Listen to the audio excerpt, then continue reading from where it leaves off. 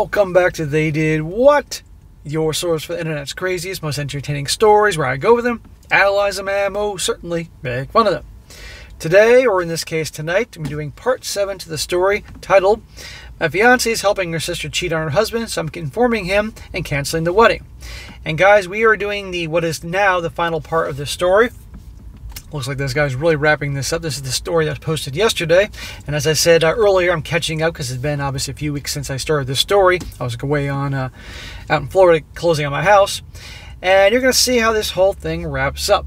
And I will say this, that, well, it's not exactly what I expected, but nevertheless very interesting and, of course, entertaining.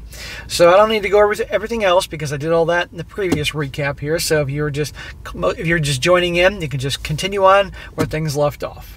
It says here, sorry, this update took so long to get around to. But to be blunt, after the chaos that happened initially started to die down, and my state of hypervigilance started to dwindle, I found myself sinking into a deep depressive funk that sapped most of my will to do almost anything, and recounting the shit show that as my life basically became really, really unappealing.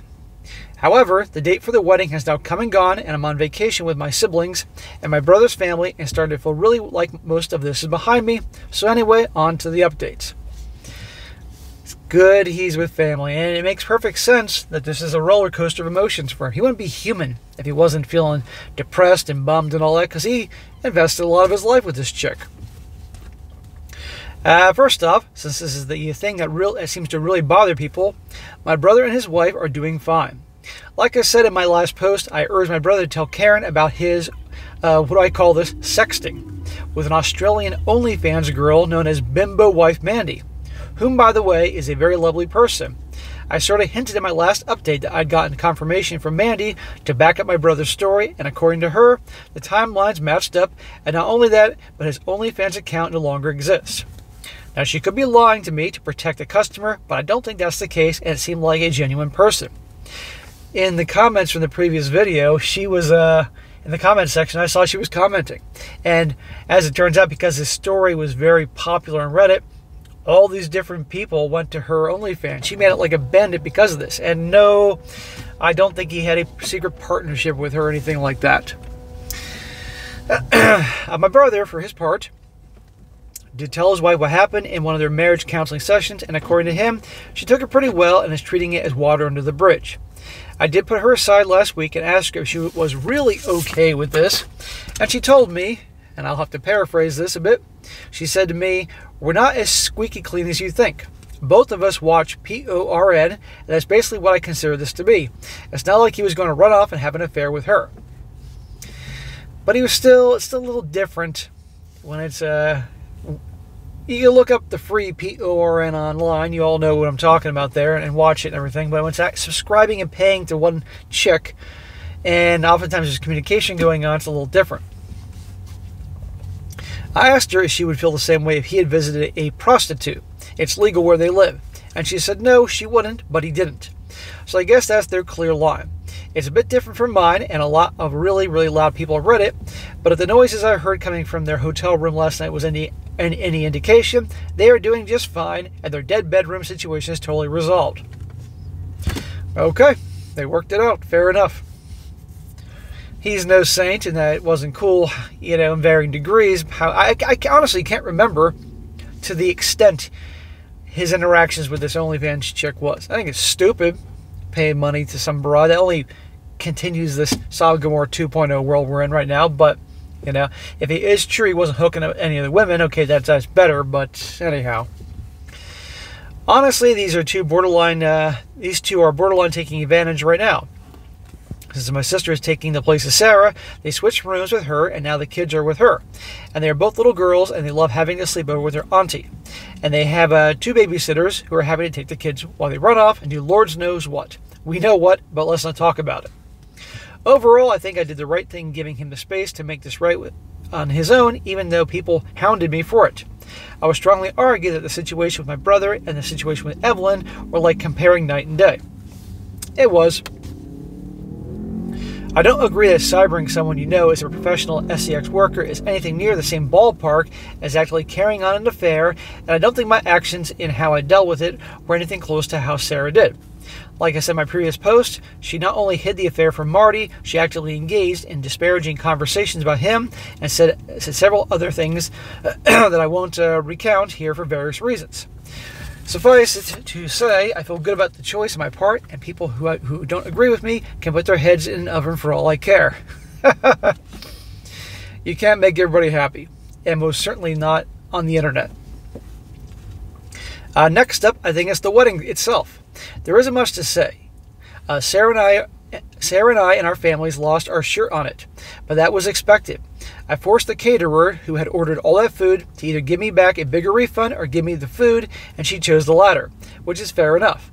We now have lots of frozen steak, chicken, and fish. Hey, it'll be eaten. It was delivered to my parents' house, and I think they are passing it out to interested parties.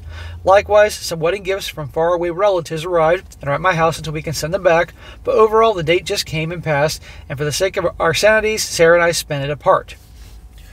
Well, I'm wondering about that wedding cake. Did they make that cake? I'm assuming they did not make that cake. That's what I'd want. I'd gain 300 pounds gobbling down that big-ass giant cake. As for the issue with Marty and Evelyn, as you recall, Marty and Evelyn, Evelyn's the sister of this dude's fiancée, and Marty's her husband she's cheating on. I don't think this is something that is going to be settled anytime soon. Marty is absolutely divorcing Evelyn, but it's difficult for him, primarily because she's making it difficult by begging him to reconsider. Of course she's begging him, and you all recall the extent of her cheating and talking about him and all that, but of course, once she's caught, now she's begging him. Nope. On top of all that, school's starting again, so Marty will be back with his students instead of taking care of their daughter every day. I think that's really what's hurting him right now, because spending every day with his parents and his kid was really helping him mentally. And despite what some people have wished for, Marty hasn't made a big stink about this at Evelyn's work. Despite the fact that he probably could get them both fired, since it became obvious that they were using work trips to hook up on the company's dime. Yeah, but if he gets her fired and divorces her, then she's unemployed, and that can mean that he'd have to pay more alimony or something like that, depending if they are in a no-fault divorce state. Let her keep her fucking job and let him do what he has to do to minimize anything he may have to pay, or any way that can make the divorce easier for her. Nor has he gone and told Jake's wife about the affair either, something I strongly disagree with. When I questioned him about it all, he said he's in no big hurry, and after all, he has the text messages, the photos from the pub, and the video he took when he entered the house. Basically, he could bury this guy whenever he wants to. I think in some kind of twisted way, hippy-dippy, Marty, the Birkenstock-wearing teacher, is only enjoying making this guy sweat it out. Yeah, actually, as the saying goes, anticipation of death is worse than death itself. So this guy is always on edge, just waiting for this guy to reveal all this to his wife. In a way, this Marty dude is getting a better revenge than just letting him have it. Either that, or maybe he's enjoying making Evelyn fully realize her place in the world at this point. Just a side piece to a married man. I'm not sure, but Marty has definitely gotten a bit darker over this whole thing, and not that I can blame him. I don't blame him, but still divorce the a-hole. Everything I know about Evelyn is secondhand from Sarah, but the way I understand it, she is largely just going to work and come straight back to her parents' house every day, like a teenager on curfew. I don't think they are pleased with either of their daughters right now. But oddly enough, even though the implosion of Sarah Mine's wedding was extremely public, I think that's being drowned out by the constant drama that is Evelyn's impending divorce. Sarah said it almost seemed likely that they forgot about her once they realized that Marty was seriously taking the steps to divorce Evelyn, and they're concerned about having access to their granddaughter. I sort of get that. They are very doting grandparents, and I'm sure their anger at Evelyn is compounded by the fact that their access to their grandchild is going to get exceedingly cut in half. Yeah, exactly. And that's all her fault. Now into the big event. Sarah and I. This is what we're all waiting for. First off, I don't think that this update is likely to make anyone happy. Not the people who urge me to yeet her out of my life, nor the people who demand that I treat her with sympathy and compassion for her obviously screwed up mental issues. There's always, no matter how bad a gal treats a guy in these stories, there's no matter what she does, there's always going to be people that are going to fall for her tears and bullshit and give her another chance. It's like, okay, jackass, you try that. When someone does this to you, see what happens. The facts are that aside from the lying and hiding the affair, what shook me the most is probably the way that she carried on with her sister in those text messages. Maybe people would understand me better if I shared them. But I simply refuse to repeat it, and I don't want to get into arguments over their content. Suffice to say, it was enough for me to reconsider Sarah's complete character, which is largely where I am at today, still considering it. That's not to say that we are still together. Definitely not in the way we were as an engaged couple. But we haven't completely closed the door in the relationship either. Smack! Dude, it's not going to work. Okay? You saw, I don't care about her tears and her saying that she was a people pleaser and the dynamic with her and her older sister and all that. No, that shows her character. This is going to come back to bite you in the ass if you stay with her. I know he's kind of like in this, I don't know. Obviously, she's like in kind of like a purgatory type of thing with him right now, but it's not a good idea. It's better to just part ways and move on. Because otherwise, eventually she's going to wear you down and you're going to get back with her. And she may be on her best behavior for a while, but then her actions show who she is. But it's your life, dude. I've come to understand a bit more what a kind of a person Sarah is and what parts of her are genuine and which parts of her are fake, constructed in order for her to integrate herself to people, her sister included. Basically, it helps to be able to put a name to what is going on with her. This people-pleasing behavior, it helps more to understand how it started, her family with examples retold to me, and it further helps that she is actively seeking help for it. Okay, she's a people pleaser. There are a lot of people pleasers out there, but it doesn't justify her covering up the sister's affairs and talking shit about her husband. All that goes beyond just people pleasing. I don't buy this shit. But because this guy's been with her so long and obviously gotten worn down by the tears and doesn't really want to start over, he's at the point where, you know, you go through roller coasters of emotions. And now he's thinking, maybe she's not as bad as I thought, you know. But we can have our hope. Story ain't over yet, guys. On top of that, even though I found her behavior extremely gross and inappropriate, I give her a lot of credit for how she dealt with the situation when I came home that night to find her and Evelyn on the couch. She didn't lie, she didn't minimize, and she largely took accountability for what she did. Well, that's rare. I'll give her that, unless she knows that's what she has to do with this guy. Remember, at the time, she didn't know that I'd seen her text messages with Evelyn, and she definitely could have tried to omit her participation or minimize it in some way, but she did not. She was truthful to me even when she knew it would make her look bad. That actually counts a lot in my book, which is why I am simply looking and changing the chapter instead of closing it. That's nice she behaved in that way. That's commendable. That's certainly rare, but still, To be clear, this isn't a victory for the forgive her and blame everything on her sister crowd, because frankly, I haven't forgiven her and our situation is very different right now. She has moved back into her old room at her parents' house, much like Evelyn, although Sarah will probably be out of there in a couple of weeks because she says the environment is not good for her mental health or getting help with her issues. And I'm paying back her equity in the house in a fortnightly installments out of my pay until we're all caught up, which will help her defray the cost of getting an apartment on her own. So both the sisters are back home with mom and dad. I can imagine that environment, that crazy hen house. Her dad must be going crazy. He's like, I finally got you these girls out of the house all those years ago, and now they're all back again.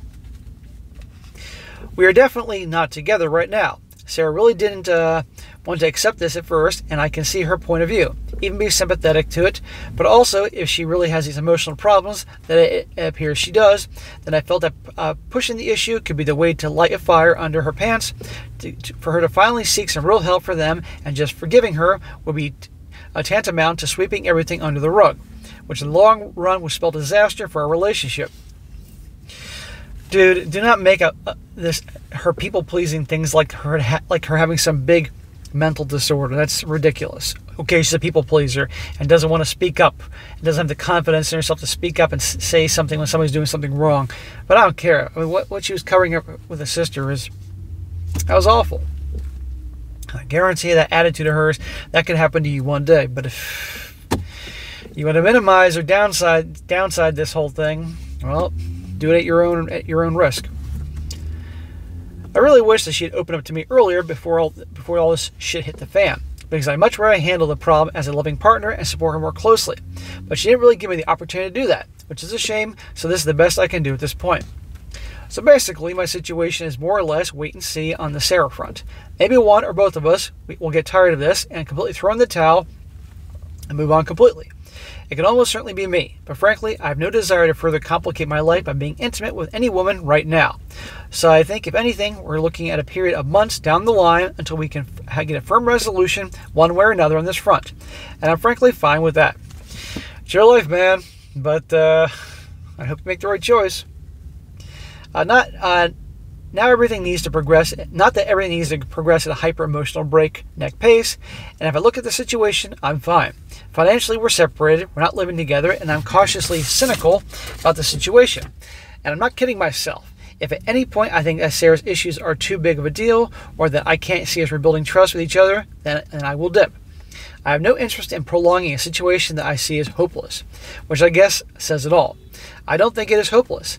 I just think it's going to be difficult, and I'm opening to waiting a bit and see how it plays out, to the point even where I'm seeking my own counsel or counselor to help me process the events of the last few weeks, as well as looking into how Sarah and I interacted with each other, because I do actually believe that while I might have been fooled by her, it was partially a willing deception on my part, because who wouldn't love a girlfriend who never disagrees with them, always wants to do what they want to do, and goes out of her way to make sure you're happy before she is. Well, those are all great qualities, but as you said, she's a people pleaser. But hey, those are good qualities any boyfriend would like. But again, if that's her way of trying to get people to love her, it's not what she's really thinking inside. But I'm glad this guy canceled the wedding. Thank the Lord there. And they took financial hits. And I'm glad she's not with him and everything. But if that's what it takes for him to get past this, fine, so be it. But my opinion, I've been doing this long enough and lived long enough, he should move on. We can all hope. He finishes up saying, the thing I'm struggling with, and maybe Sarah as well, is how much of that genuine love she has for me, and how much of it is just deeply ingrained need to please other people, born out of fear of rejection and anxiety. I guess barring throwing in the towel, we will reach the bottom of that question. We'll know the answer to Sarah and mine's relationship. I know it's not the update everybody wanted, but it's all I got. Maybe check this space in a few months and we'll see how it played out. Once again, thanks everyone who sent me supportive messages, and a pox on the rest of you, LOL. So we shall see how this whole thing turns out. But it's not what I expected to hear at the end. But I really do hope this guy spends a lot of time thinking about this and takes his time and all that. But I would have been gone a long time ago after the whole thing. But we shall see about that. But it's certainly been quite the adventure here. But anyhow, guys, let me know what you think in the comment section. All right, guys, that is it for today. Be sure to comment down below what you think about this. Be sure to like the video, share with your friends, and subscribe. I'll catch you next time.